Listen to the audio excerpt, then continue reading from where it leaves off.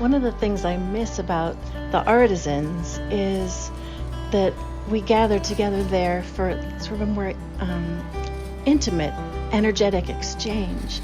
And I realized that one of my favorite things to do there would be to slip little surprises into somebody's bag as they were leaving, usually just a fortune or a little gift. And I realized I could do that still while I'm packaging orders online. And so I've started just making everything a little over the top more special, and it makes it really fun for me. And I know that people appreciate it because they usually send me a thank you when they get the package and say I've made their day.